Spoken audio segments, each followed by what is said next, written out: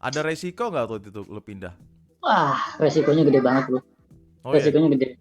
Pasti kan kita Nah, udah pertimbangin ya. Kita udah prepare gitu kan. Kita udah apa? mm-mm, eh, coba rencanain dari A sampai Z-nya gitu kan.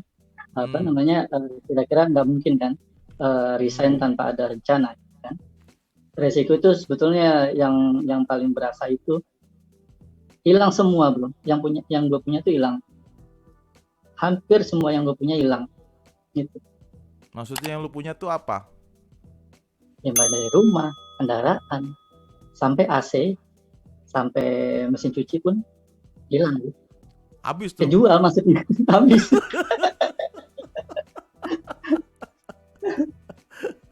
Luar biasa ya. Terus istri lu gimana itu responnya? Nah itu juga Leadership is fun. Oke, selamat malam teman-teman semuanya. Selamat datang di podcast Inspirasi Growing.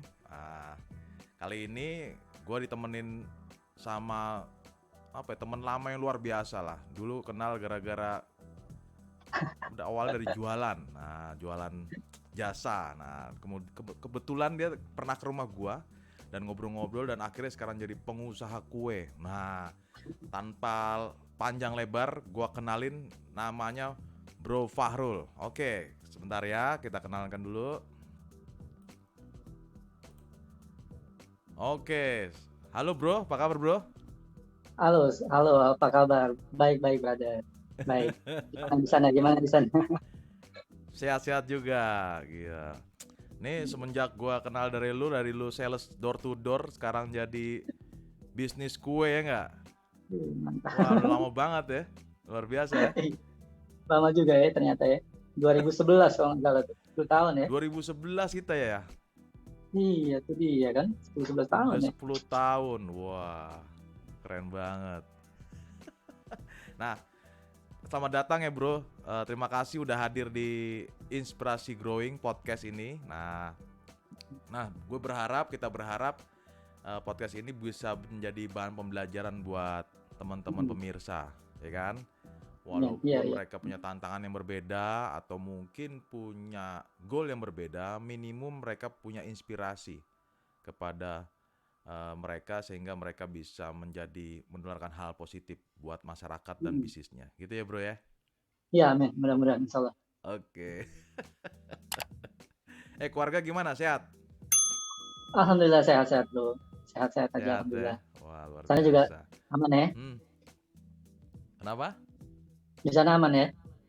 Aman, Bro. Aman. Gimana perkembangan ngomong-ngomong, gue ceritain ke gue dong. Gimana sih dari lu sales, ya kan, door to door, kemudian lu nggak usah lalu sempet jadi sales di bisnis IT gitu kan, akhirnya lu transformasi lagi di bidang kue, itu tuh gimana ceritanya? Awalnya gimana tuh? Jadi tahu banyak juga loh ya ceritanya ya. Jelas dong ya kan, ini temen gimana nggak tahu ya kan? Gila. Ini satu berkah luar biasa sih ya. Dari yang tadinya calon pelanggan jadi pelanggan, akhirnya sekarang jadi temen gitu kan. Dulu Oh. dulu gue nawarin gitu kan, gue nawarin jasa, gue nawarin internet kalau nggak salah ya, media ya dulu ya ke lu gitu kan. Dan akhirnya di situ banyak inspirasi yang gue bisa dapat sampai akhirnya ya alhamdulillah sekarang bisa ada rintis usaha sendiri gitu kan. Itu yang nempal gue sih bro gitu. Jadi kayak sales door to door itu benar-benar nempal gue banget gitu. Nempal mental gue, nempal semangat gue gitu kan. Di situ gue banyak belajar gimana cara ketemu orang gitu kan, gimana handle orang per orang dengan karakter masing-masing. Itu yang gue dapat dari saat gue di sales door to door gitu bro. Itu sih sampai terakhir di sales IT di perusahaan Hitachi gitu kan. Nah itu beda challenge lagi karena mereka masuknya kan B2B kan, dari kantor ke kantor gitu. Nah itu challenge-nya beda lagi. Dan dari situlah perjalanan itulah yang akhirnya membentuk gue akhirnya sampai sekarang ngerintis usaha ini gitu sih Bu. Nah pertanyaannya, waktu lu jadi sales door to door kan pasti lebih ke retail tuh, ya kan? Nah waktu itu apa ya yang lu pelajari dari lu coba masuk ke perusahaan sebelumnya tuh kayak gimana tuh? Apa yang lu pelajari dari sehingga lu bisa ada punya passion untuk lu tekunin di sana? Oke. Kira-kira apa tuh, bro? Jadi pada dasarnya gue orangnya seneng ketemu orang baru. Oh, Gue seneng gitu. banget ketemu orang baru gitu kan. Nah, walaupun background gue accounting gitu ya, dari zaman sekolah accounting. sampai zaman kuliah gue accounting gitu ya. Berat Eh, banget jurusannya, jauh ya. lumayan jauh gitu kan, lumayan jauh. Apa namanya? Bisa dibilang selama gue kerja nggak pernah gue di divisi accounting gitu kan. Ah, Gitu. Jadi bisa dibilang ya kepake nggak kepake lah accounting itu kan. Akhirnya sampai terakhir gue kerja itu pun 13 tahun gue di dunia sales gitu ya. Itu yang tadinya dari retail sampai B2B itu juga kan satu perubahan gitu kan. Yang tadinya kita nawarin langsung ke user gitu kan, langsung ke orang gitu ya, dan akhirnya berubah jadi ke perusahaan gitu. Dari workflow-nya juga beda gitu kan, dari bisnis flow-nya itu beda banget gitu. Tapi yang gue pelajarin ya itu, gue senang ketemu orang, jadi ya mungkin itu salah satu passion gue ya gitu. Jadi nggak masalah buat gue mau ketemu siapapun, mulai dari yang orang bawah bisa dibilang sampai yang high level juga, ya disitulah ada triknya sendiri gitu. Itu yang gue Nah, yang menarik waktu itu lu kan retail terus kemudian berubah menjadi B2B. Nah, perbedaannya apa sih antara yang lu sales jualan retail sama jualan B2B? Ini kita sebelum ngomong tentang bisnis ya, jadi gue pengen jadi pembelajaran di bidang dunia penjualan tuh gimana? Apa yang membedakan apa, bro? Tantangannya dan apa kelebihan dan kekurangannya? Oke. Jadi kalau bisa dibilang tuh yang paling parah gitu, yang paling membedakan adalah ketika kita nawarin langsung ke retail gitu ya, langsung ke personnya gitu ya. Saat itu juga kemungkinan kita bisa dapat kepastian, keputusan gitu ya, beli atau tidaknya gitu kan, ambil atau tidaknya gitu kan. Sementara kalau kita masuk ke dunia bisnis gitu, corporate gitu, nah itu panjang lagi tuh gitu. Setelah kita nawarin, kita belum tentu ketemu orang yang tepat gitu kan. Oh, Kita jadi mesti cari orang proses penjualan lebih panjang ya, bro, kalau B2B ya, bro? Lebih panjang, bro, lebih panjang. Jadi kalaupun udah ketemu orang yang tepat gitu, misalkan kan di perusahaan tuh beda-beda ya, yang menentukan itu bisa dari sisi purchasing-nya, ada yang menentukan itu di sisi usernya gitu, IT-nya misalkan gitu. Nah itu beda-beda tuh, bro, gitu. Dan kalaupun udah ketemu orang yang tepat, nanti kembali lagi uangnya kemana nih gitu. Adanya uang di perusahaan itu di mana? Apakah di accounting kan, apakah di purchasing kan gitu, budgetnya itu ada di mana. Nah itu perlu lagi persetujuan segala macam direksi. direksi. Bagian dari yang ngambil keputusan atau yang bagian dari keuangannya atau gimana, bro? Nah itu, jadi setiap perusahaan beda-beda. Ada yang punya uang tapi dia nggak bisa memutuskan. Ada yang bisa memutuskan tapi dia uangnya harus ke divisi lain. Beda-beda, bro, gitu. Jadi lo mesti tahu tuh kalau lo jualan ke korporasi gitu ya, lo mesti tahu duitnya itu ada di mana gitu. Jadi ada 3 kemungkinan ya. Kemungkinan pertama tadi ada uangnya belum ada keputusan, atau yang sudah memutuskan uangnya sama siapa gitu kan, atau dua-duanya gitu ya. Benar. Nah itu tricky lah bisa dibilangnya. Tricky, lo mau dekat sama siapa nih, lo lebih dekat ke siapa nih, ke uangnya apa ke yang yang gunainnya gitu. Itu sih, itu mesti dua-duanya mesti digandeng. Usernya ya.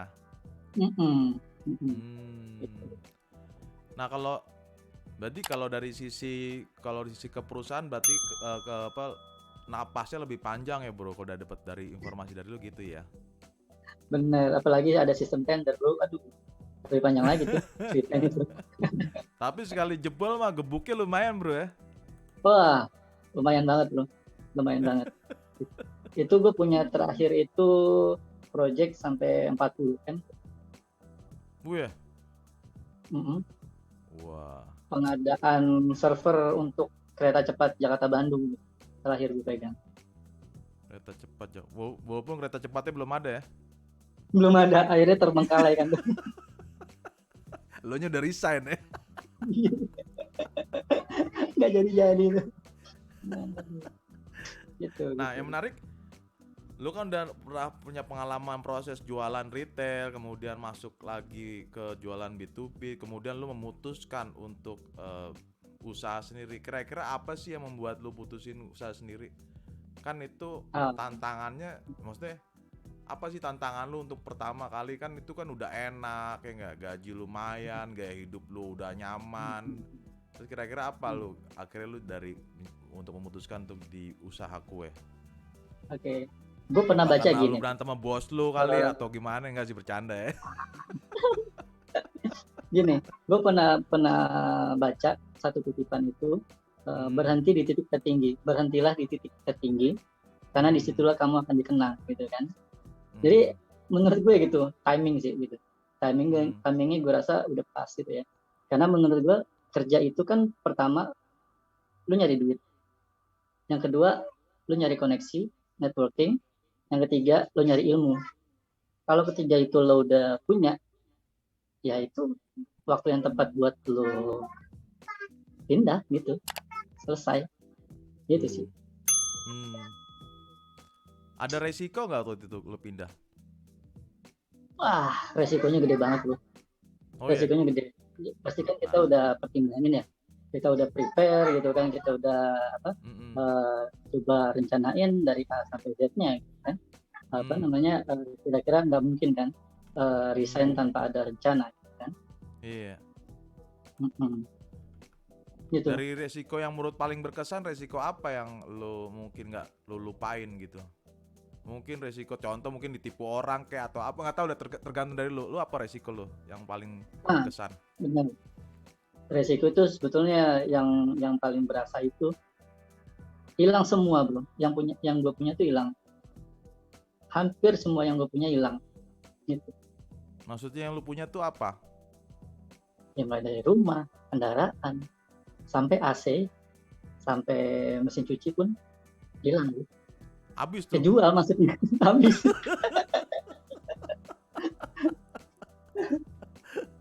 Luar biasa ya. Nah yang menarik kan artinya kan lu udah banyak aset yang hilang. Terus istri lu gimana itu responnya? Nah itu juga begitu semua udah hilang gitu ya, udah kayak dicuci bro. Kalau menurut itu kayak dicuci lagi, harta-harta yang bersih, harta-harta yang kotor tuh diambil lagi gitu. Gue bersyukur banget dicucinya itu saat gue masih hidup gitu. Gak kebayang kalau dicucinya itu nanti di akhirat gitu kan. Nah, challenge keduanya adalah ya itu ya namanya pendamping ya. Pendamping itu kan gimana bikin mereka nyaman gitu kan. Ketika kita punya segala sesuatunya ya mereka akan nyaman pasti. Tapi ketika kita nggak punya lagi, nah itu bisa nggak kita tetap menenangkan hati mereka, menenangkan hati mereka, meyakinkan hati mereka bahwa ya ini proses, balik lagi proses dari nol, kita bisa lihat sama-sama lewatin. Itu challenge juga bro. Salah satu resiko yang terbesar itu bisa kalau misalkan pasangan itu nggak kuat ya bisa aja mungkin mereka ninggalin kita gitu. Iya. Jadi artinya yang berjuang pun nggak hanya diri lu sendiri tapi pasangan pun berjuang ya. Sama, betul. Nggak mungkin gue bisa sendiri lah. Iya. Artinya peran pasangan itu sangat besar juga ya dalam perjuangan lu dalam bisnis ya. Pasti. Itu dia. Banyak teman-teman yang pengalaman dari teman-teman gue yang begitu resign mereka keluar dari zona nyaman, lalu keluarga mereka juga berantakan, banyak tuh. Oh ya? Banyak banget. Kalau gue punya komunitas lagi ya selain kulineri, gue ada komunitas itu yang mereka teman-teman hijrah bro gitu. Banyakan yang dari perbankan gitu ya, yang dari leasing dulunya. Nah itu banyak yang coba hijrah, ya itu akhirnya mereka mempertaruhkan keluarganya gitu. Oh gitu. Tapi alhamdulillah gue masih aman-aman aja. Gitu. Iya. Ya mungkin berarti artinya lo ini dong, alhamdulillah mempunyai istri yang tepat ya. Suka dan duka ditemenin ya. Itu dia, bisa bro zaman sekarang. Walaupun kadang-kadang kita bandel ya. Aduh, bukan main ya kan. Luar biasa. Nah kalau kita ngomongin bisnis kan menariknya kan, gue nggak tahu nih kira-kira dari lu punya network di pekerjaan pertama, entah kedua yang dari retail dan B2B, apakah berpengaruh nggak dalam bisnis lu untuk klien-klien terutama lah, misalnya kayak gitu? Oke. Eh, Awalnya iya, karena biar bagaimanapun kan itu network yang kita punya gitu kan. Kan biasanya kita menawarkan ke orang-orang terdekat dulu kan, ke lingkungan sekitar dan terdekat dulu kan. Otomatis saat itu juga yang gue punya itu salah satunya customer gue ya, gue coba tawarin ke mereka. Karena memang target market dari bisnis gue itu memang korporasi bro, gitu. Gue nggak mau main ke retail Bisnis karena lu emang uangnya lebih itu ke lebih gede. B2B ya, ke koperasi ya. Benar. Dan syukurnya ya gue punya network yang ke sana. Ya. Itu lumayan ngebantu buat bisnis gue gitu. Jadi artinya kebetulan lu sekarang gue pengen tahu nih kalau di struktur lu strategi yang produksi yang masarkan kira-kira siapa aja nih selama lu awalnya kemudian akhirnya lu berkembang tuh gimana perkembangannya? Ya awalnya gue cuman sama bini gue doang bro gitu. Bini gue dari sisi produksi, gue dari sisi marketingnya gitu. Gue udah berdua aja jalan 1 tahun pertama kalau nggak salah. Itu gue fight berdua gitu kan dari nol gitu. Dari A sampai Z-nya ya itu gue fight berdua aja. Sampai akhirnya sekarang ya alhamdulillah mulai banyak orang-orang yang ngebantu sekitar gue. Iya. Jadi benar-benar ini ya dari nol banget ya. Nol banget. Luar biasa. Ntar gue siapin pertanyaan dulu.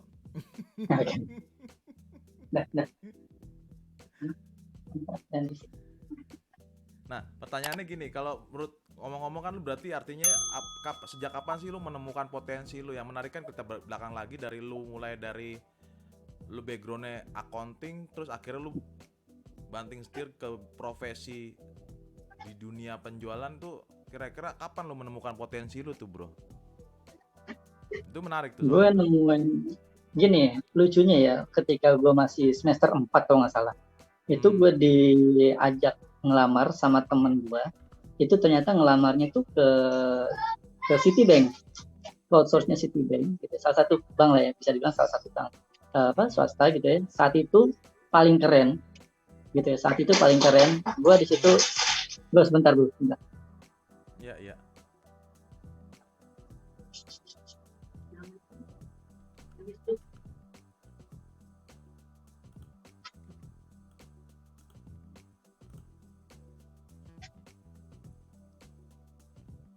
Sorry, anak-anak pada main petasan. Ada iklan dulu ya. Lo bisa pause kan tuh tadi, bisa pause kan? Gampang, ini kan biar malah tambah seru karena ada intermezzonya jadi. Iya, balik lagi gitu ya. Kapan gue menemukan potensi gue gitu ya. Jadi saat itu semester 4 itu gue diajak temen satu kampus gue itu buat ngelamar gitu. Ngelamar ternyata dia itu jadi sales kartu kredit Citibank. Seketika gue bilang, wah ini bukan gue banget nih. Karena saat itu gue orang accounting gitu kan. Iya. Gue bilang dalam hati, aduh ini bukan gue banget. Tapi gue mau nolak, gue sungkan gitu. Karena gue coba mau semangatin dia juga gitu kan. Udah akhirnya gue ngelamar, gue diterima berdua gitu kan. Gue jalan 1-2 bulan kemudian, benar bro, yang gue terima itu cuma 17.000. Apanya? Sebulan. Yang gue terima gitu, pendapatan gue sebulan itu di bulan pertama itu cuma 17.000. Oh, karena closing dapat 17.000. Iya. Saat itu tuh 17.000 satu kartu, 17.000 gitu kan. Dalam hati gue, tuh kan bener gak ada duitnya gitu kan. Karena saat itu gue ngeliat sales itu sebelah mata gitu kan. Iya benar. Gue ngeliat sales itu sebelah mata sampai akhirnya gue ketemu satu orang gitu, perawakannya mirip-mirip gue gitu, kecil juga. Udah gitu, loh kok dia bisa penghasilan tuh sampai 30-an juta tuh. Itu tahun 2015. Tahun 2005 sampai 30 juta gitu. Wah, ini ada yang mesti gue ambil ilmunya nih gitu kan. Akhirnya gue ngobrol, gue sok kenal, gue ngobrol, gue ajak jalan gitu kan, cara kerjanya gimana gue cari tahu, ya akhirnya bener. Ternyata yang gue lakuin selama 2 bulan kemarin itu salah. Gue coba tiru gitu kan, alhamdulillah akhirnya lumayan, kebeli motor 1 gitu. Itu tahun 2015 gitu. Nah dari situ gue merasa, wah anjir, sales ini enak banget ini duit gitu.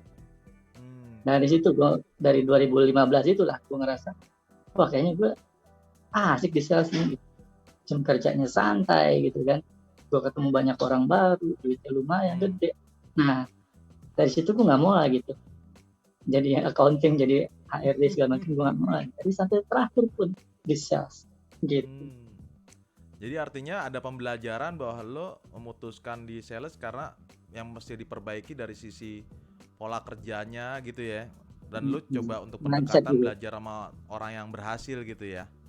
Benar, mindset juga salah tempo hari kan.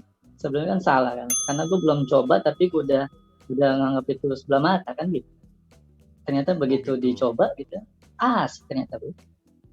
Lo padahal kan lo udah nyoba kan, waktu itu dapat 17.000 kan akhirnya. Yang membuat... Itu bukan nyoba itu. Kenapa? Itu bukan nyoba gitu. Artinya gue ngelakuin tapi gue gak ngelakuin apa-apa gitu. Gue ngelamar tapi gue gak ngelakuin apa-apa gitu. Sekadar jalan ngikutin temen gitu, udah.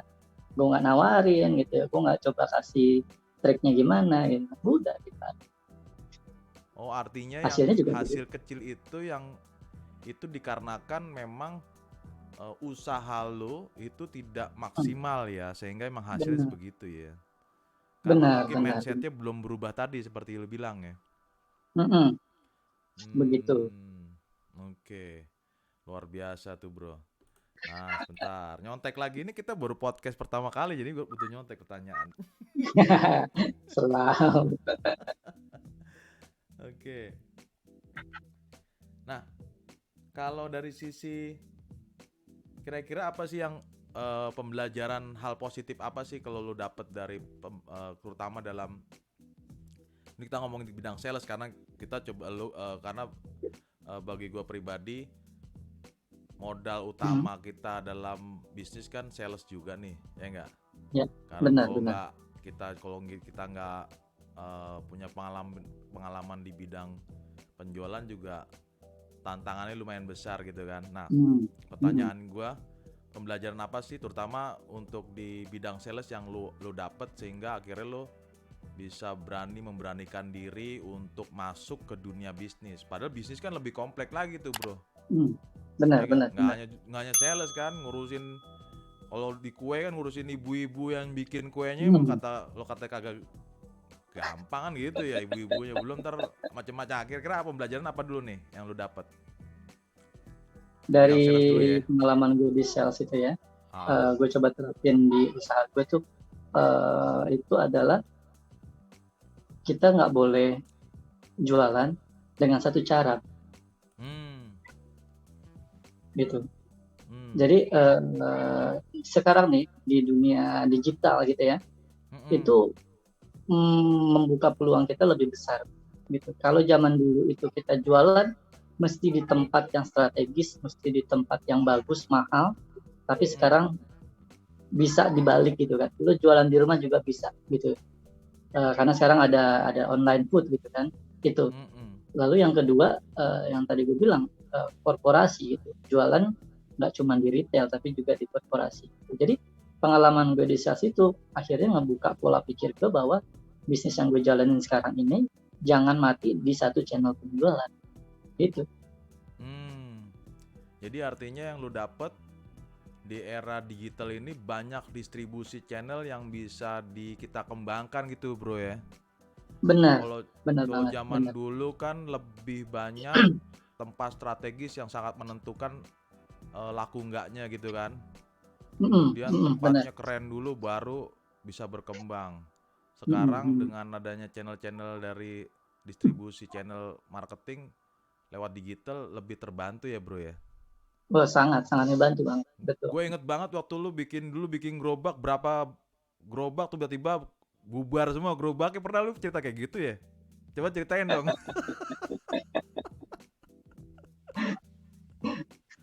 Iya, jadi itu kalau nggak salah menjelang tahun kedua usaha gue jalan Oh, gitu tahun ya. kedua, benar.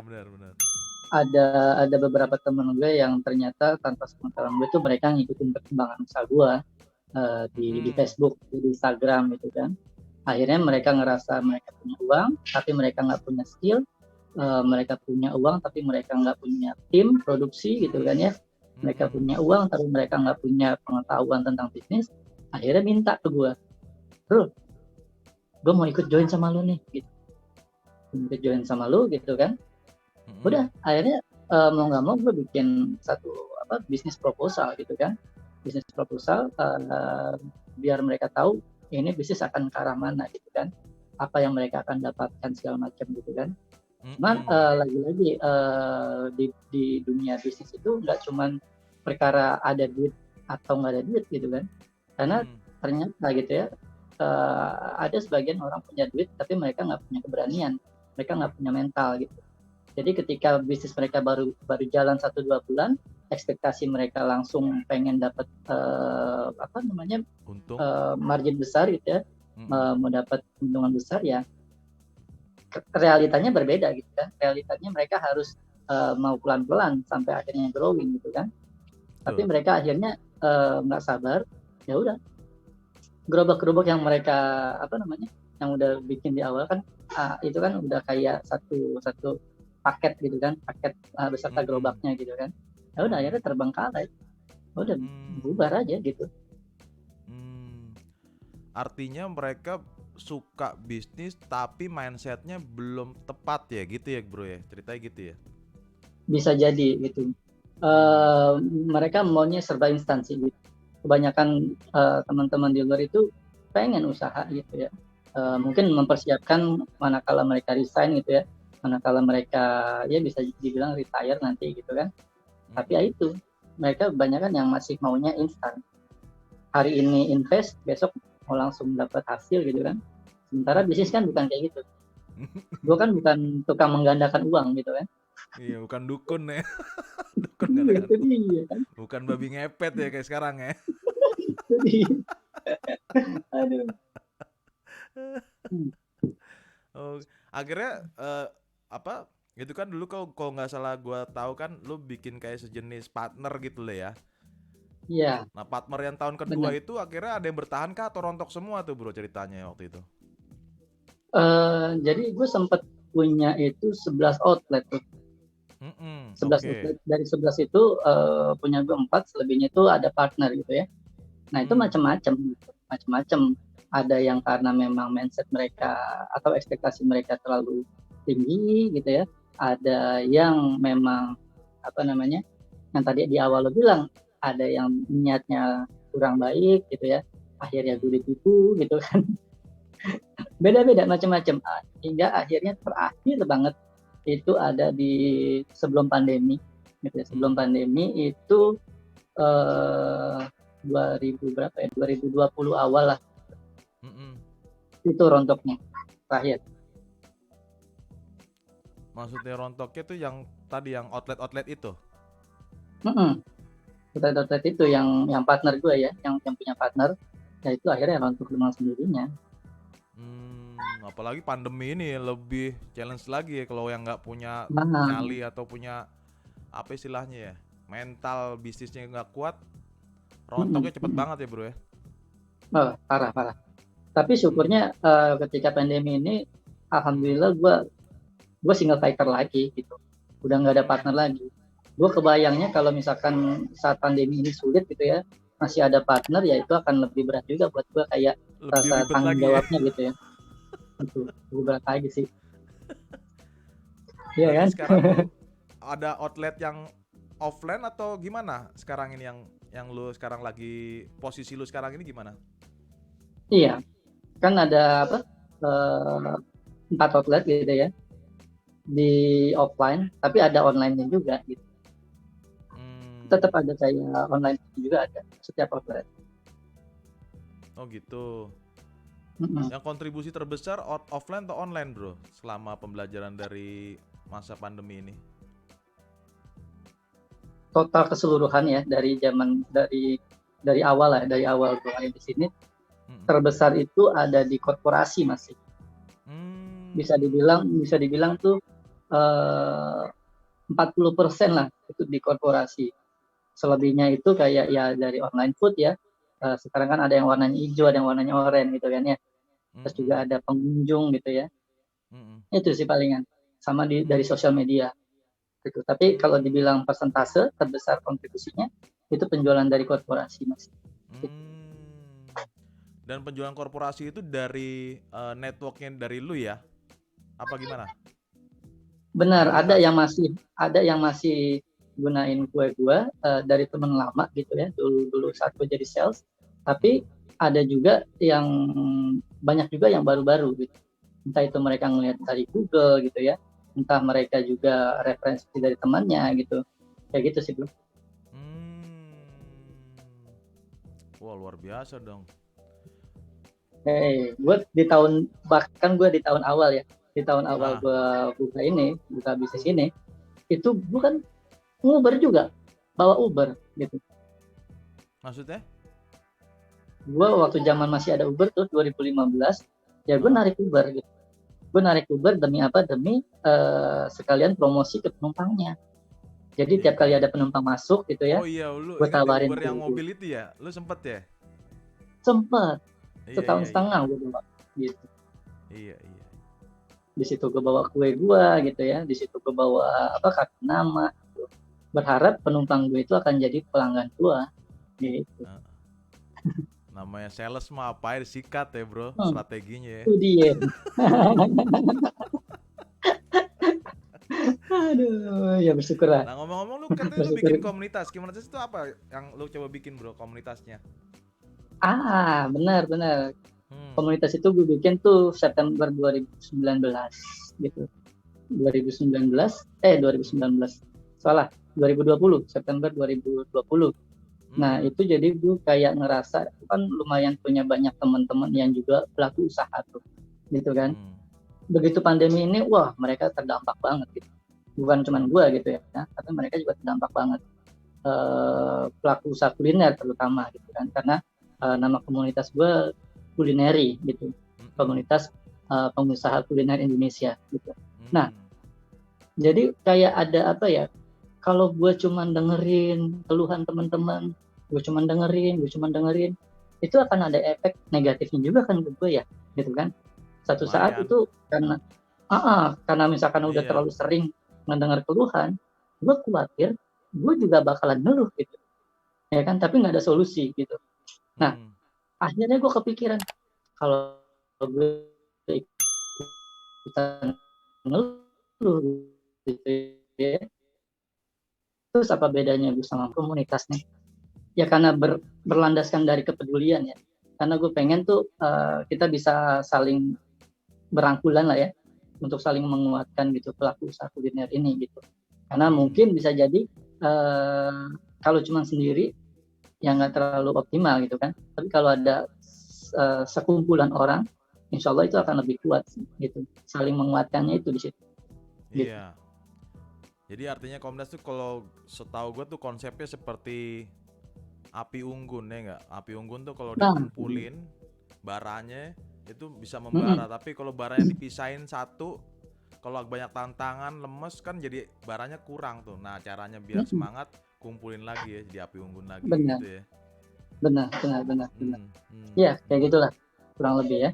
Nah di situ juga di komunitas itu gue juga coba ada beberapa program gitu, ada beberapa program contoh gitu ya.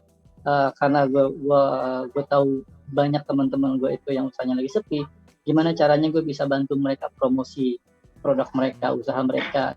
Caranya gimana gitu ya, misalkan setiap hari Sabtu dan Minggu itu ada hari berniaga. Jadi satu sama lain itu diperbolehkan untuk post di grup itu produk mereka gitu ya. Dengan harapan ada teman-teman yang membutuhkan satu saat bisa order dari dia, beli dari dia. Nah setelah mereka post foto produknya, gue bantu repost lagi. Gue bantu repost di Instagram Kulineri. Dengan harapan ya makin banyak orang yang melihat produk teman-teman kita gitu. Bukan cuma itu gitu. di Kulineri juga kita ada namanya channel YouTube kita, namanya Kulineri Indonesia. Itu kita ada jadwal liputan.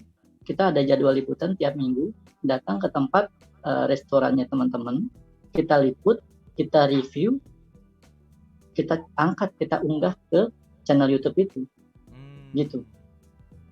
Jadi ya dengan harapan juga bisa ngebantu mereka juga, gitu kan, bisa ngebantu teman-teman itu usahanya lebih kenal orang, gitu ya. Nextnya akan terdampak ke penjualan, mudah-mudahan, gitu. Akan bangkit lagi penjualannya, gitu, angkat lagi. Itu sih, Bro. Oke. Nah, artinya bahwa lu coba membantu dari pengalaman lu terutama dalam distribusi channel di dunia marketing gitu ya, Bro ya. Sehingga mereka bisa terbantu. Nah, menarik kalau dari lu punya komunitas, kira-kira yang paling terbesar apa sih kendalanya, Bro, kalau banyak curhatan gitu tuh, Bro? Kira-kira. Iya. Kalau saat ini tuh yang paling bisnis tuh. Kendalanya banyak apa kira-kira? Penjualannya menurun. Penjualan hampir semua teman-teman itu penjualannya menurun. Baik itu penjualan di offline gitu ya, pesanan, maupun penjualan di online gitu kayak ya pakai aplikasi gitu. Itu semua menurun sekarang. Gitu. Itu kendala terbesarnya. Artinya itu problemnya menurun karena emang kondisi yang ada atau karena memang tim dari sisi internal atau eksternal sih, pengaruhnya gimana? Nah, itu setiap orang itu akan beda-beda. Problemnya dari mana, akarnya itu akan beda-beda. Ada bisa jadi dari internal mereka. Contoh apa? Kalau misalkan sekarang kita jualan di online food di aplikasi, otomatis kan yang kesan pertamanya itu dari visual dulu kan. Orang ngebeli itu kan dari visual gitu kan. Yang ada satu bakso A, ada lagi satu bakso B gitu ya. Orang akan ngelihat nih tampilan mana, foto mana yang paling menarik gitu kan. Nah, ada sebagian teman yang memang belum aware di situ, belum ngeh bahwa itu akan meningkatkan penjualan. Maka dari itu kita coba edukasi juga. Kita coba ada jadwal sharing session gitu ya. Setiap Kamis itu kita edukasi juga. Kenapa nih penjualan menurun? Bisa jadi karena yang tadi gue bilang gitu ya. Bisa jadi foto produknya kurang menarik di aplikasi gitu kan. Atau bisa jadi mereka hanya mengandalkan satu penjualan aja, satu channel penjualan. Misalkan mereka udah ada di GoFood gitu ya. Udah di GoFood aja yang diandelin. Tapi dia lupa ada potensi lain di luar sana. Gimana? Misalkan dibikin Google Bisnisku misalkan. Itu akan banyak orang yang lihat di Google Bisnisku gitu kan. Ada kemungkinan orang juga bisa cari tahu bisnis kita. Apalagi kita buka lagi di sosial media gitu. Banyak mereka yang juga belum ngeh sama sosial media. Kita coba edukasi lagi, bikin Instagram, bikin fanpage di Facebook gitu. Macam-macam bro. Yang terakhir pasti ada yang dari eksternal, yang mungkin kita nggak bisa handle gitu ya. Daya beli masyarakat, gitu kan. Kalau udah ngomong daya beli masyarakat, ya kita bisa apa gitu kan. Gitu kan. Palingan itu aja sih. Artinya ada yang bisa kita kendalikan internal, ada yang bisa tidak kita kendalikan dari eksternal gitu ya bro ya? Iya, benar. Nah. Kalau udah masalah daya beli gitu kan, itu kan udah sulit ya gitu kan. Palingan kita bisa bikin bundle paketan gitu kan. Itu salah satu strategi juga tuh gitu. Misalkan dia jual minuman, ya coba ditambah sama snacknya gitu kan. Misalkan dia makanan berat, coba tambah sama minumannya. Kayak gitu sih. Strategi-strategi ringan kayak gitu sebetulnya yang lumayan ngefek akhirnya. Artinya bahwa dengan adanya kondisi saat ini teman-teman UMKM tuh dituntut untuk kreatif ya bro ya? Benar, walaupun harus itu. Rasanya sedih ya, tapi tetap harus kreatif gitu ya? Betul. Karena yang akan bikin kita survive itu kan ya kreativitas itu. Gitu. Iya. Nah yang menarik kira-kira kan ya mungkin kalau lu udah karena di dunia penjualan udah sudah terlatih hal itu. Nah kalau teman-teman yang lain yang berarti artinya kan ada hal yang masih dikembangkan, entah kembangan dari segi hard skillnya terutama dari sisi tadi strategi di penjualan di dunia media sosial, kemudian dari sisi soft skill. Nah, kalau soft skillnya kira-kira apa sih yang mesti dikembangkan untuk para pebisnis, atau keluhan apa sih yang biasanya mereka lakukan? Kalau namanya mungkin dari sisi tadi, apakah tadi tingkat soft skill tuh tingkat kreativitasnya kurang, atau mungkin berpikir problem solvernya mungkin kurang, atau mungkin nggak percaya diri. Nah, kira-kira apa sih yang lu temukan dalam komunitas itu, bro? Nah, akhirnya ketika penjualan itu menurun gitu ya, itu akan ngefek juga, ngefek ke confidence itu kan. Ngefeknya itu ke kepercayaan diri mereka gitu kan. Mereka tuh jadi akan berpikir, apa produk gue nggak enak ya? Apa produk gue kemahalan ya? Kan gitu. Padahal bukan di situ juga, belum tentu juga itu jadi problemnya gitu ya. Meski memang harus terus digali gitu kan. Maksudnya ya benar, kita coba lihat kompetitor di sekitar kita gitu kan, rasanya gimana, itu benar gitu. Kita coba perbaiki kalau ada rasa yang kurang gitu, itu benar. Tapi kalau nggak dilakukan itu, ya efeknya akan ke soft skill-nya yang dihantam gitu. Rasa percaya diri kurang gitu. Akhirnya kalau udah nggak punya rasa percaya diri, ya kreativitasnya juga berkurang gitu kan. Akan ngefek ke situ gitu. Oh, jadi dari dampak psikologisnya berpengaruh, dan akhirnya jadi kinerjanya berpengaruh banget ya, bro ya? Benar, dampak psikologis gitu. Benar. Habis dari Padahal situ kalau udah namanya gitu bisnis, kan. psikologis mah turun naik, bro ya? Benar. Gitu.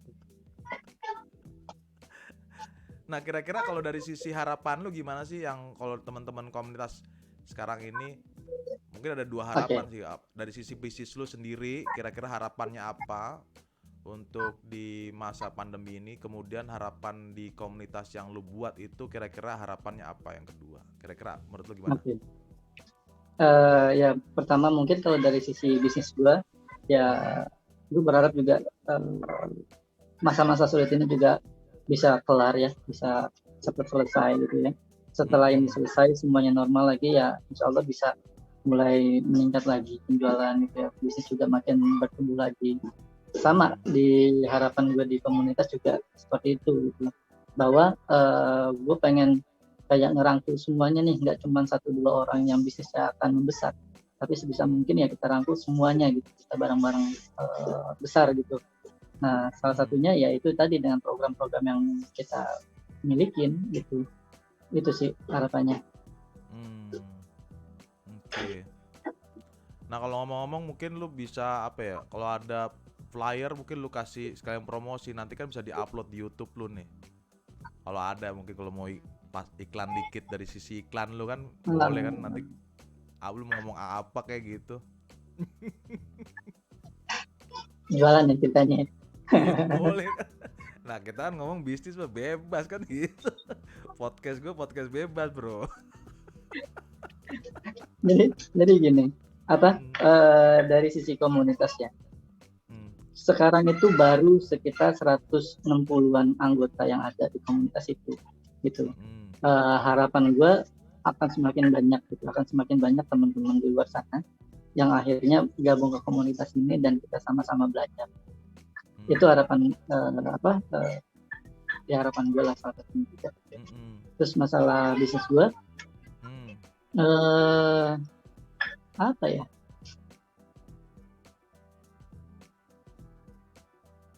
Gue nggak terlalu itu ya, maksudnya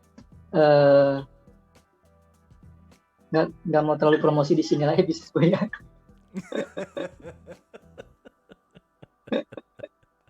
Bukan apa-apa, bro.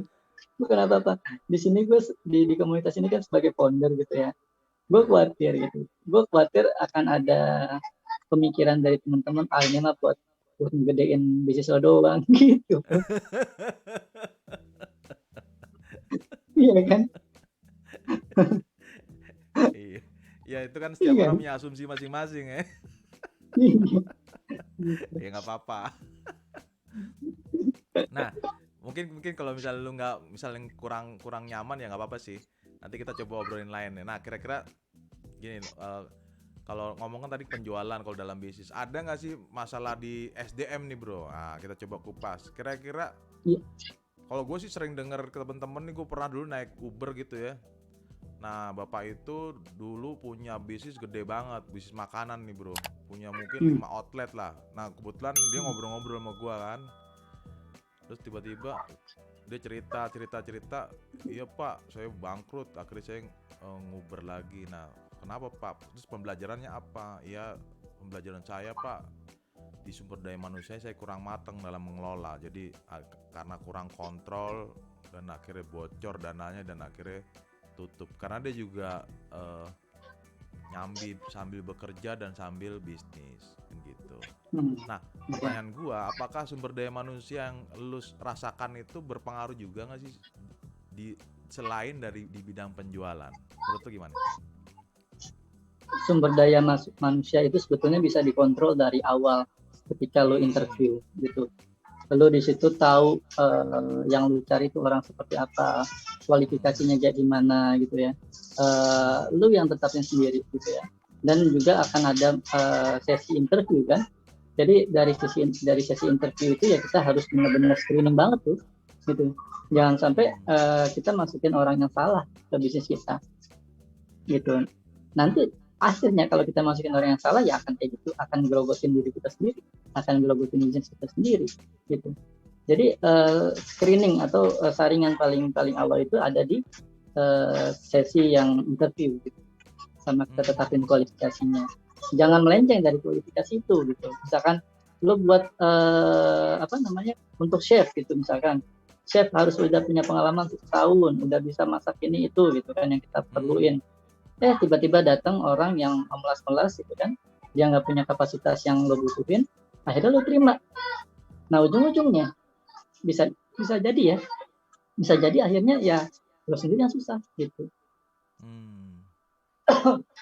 Di situ alhamdulillah sih sekarang gue nggak terlalu punya masalah serius di SDM gitu. Alhamdulillahnya gue ketemu orang-orang yang baik gitu, orang-orang yang bisa gue percaya, orang-orang yang bisa bareng-bareng belajar gitu. Kalaupun ada 1-2 itu ya gue anggap angin lalu aja, gue anggap pelajaran. Besok jangan kayak gini lagi kayak gitu. Dan itu akan makan fokus lo gitu, yang harusnya lo fokus buat ngembangin usaha. Karena ada masalah 1-2 orang itu, ya fokus itu makan ke situ gitu. Artinya memang kalau dipikirin SDM ya pasti ada masalah gitu ya. Kalau diikutin banyak problem ya pasti nanti ya ada ya, cuman tinggal gimana kita lebih fokusnya seperti apa gitu ya. Nah ini udah nggak berasa udah jam 8 nih bro. Wah 1 jam bro. Waduh, asik juga yang ngobrol nggak berasa ya. Jadi gini, kan udah teasernya udah tentang SDM nih. Mungkin nanti teman-teman yang lain kita bisa artinya gini, bahwa teman-teman UMKM pernah merasakan tentang problem SDM. Nah nanti kita akan coba ngobrol-ngobrol lebih dalam lagi mungkin di podcast berikutnya tentang SDM gitu kan. Kita akan kupas gimana caranya ngelola SDM dengan bagus sehingga kita sebagai UMKM udah dari awal sudah mengelola dengan baik sehingga pada saat berkembang bertumbuh bisa lebih oke. Gitu ya. Itu sebagai ujung tombak juga dalam SDM. Oke, nah untuk kira-kira untuk pesan-pesan inspirasi apa sih untuk di sesi ini? Kira-kira apa yang coba lo sampaikan? Itu yang pertama. Yang kedua, pembelajaran apa sih dari hasil diskusi yang kita coba lakukan pada hari ini? Mungkin 2 pertanyaan itu bro, silahkan dijawab bro. Oke, kalau yang menurut gue gini, lu bangun usaha jangan buat kaya. Kalau lu cuman bangun usaha buat lu kaya, itu akan berat banget gitu. Tapi coba lu bangun usaha lu itu buat manfaat orang lain. Dengan pola kayak gitu, dengan konsep kayak gitu ya, lu akan banyak dimudahkan nanti. Gitu. Ujungnya kaya yaitu bonus gitu. Itu yang menurut gue kena banget. Terus yang kedua, dari podcast ini gitu ya, ya gue senang sih gitu. Ternyata di luar sana tuh ada temenku yang perhatiin juga gitu. Ada yang perhatiin perkembangan gue juga gitu bro.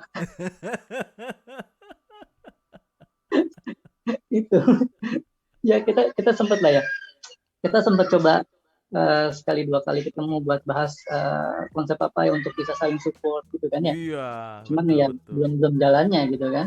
Lah Ya kalau namanya misalkan kita ya sekarang udah usaha kan, yang penting jalinan benar, relasi tetap berjalan kan gitu. benar. Nah, mudah-mudahan dengan adanya podcast ini juga kan ya bisa kita anggap sebagai saling support lah bro ya gitu. Thank you banget kalau lo udah siapin sisiin waktu buat ini gitu bro. Ya karena podcast ini kan namanya inspirasi, bahwa inspirasi itu bisa kepada siapa saja, kepada kemana aja gitu. Enaknya kan di era digital ini kan orang belajar itu nggak harus mesti orang-orang yang sudah terkenal, tapi orang-orang dimanapun dalam kehidupan sehari-hari itu bisa kita belajar kan gitu. Nah semoga Benar, dengan benar. kita bisa saling diskusi ini, kemudian ada teman-teman kita yang lain bisa mendengarkan dan membawa insight yang didapat. Nah itu sebagai pembelajaran juga buat mereka kan gitu. Mudah-mudahan bisa. Amin. Oke, luar biasa Siap. Bro Fahrul. Thank you. Terima kasih. Thank Nanti you, bro. kita akan coba janjian lagi, kira-kira pembahasan apa Siap. yang kita coba bahas. Kemudian kalau memang mungkin ada satu teman komunitas yang mungkin bisa pengen salah satu perwakilan dari komunitas mau ngobrol-ngobrol di podcast ini, boleh monggo. Nanti kita coba. Boleh. Mungkin kedepannya kita bisa langsung live streaming aja, nggak usah direkam lagi kan bro, kan udah nyantai kan lo. Jadi ntar hasil videonya lu rekam bisa diupload ke tempat lu juga kayak gitu. Siap. Anytime, kapan aja. Oke. Siap. Oke, gue coba sapa dulu ke pemirsa dulu ya, sebentar ya. Monggo.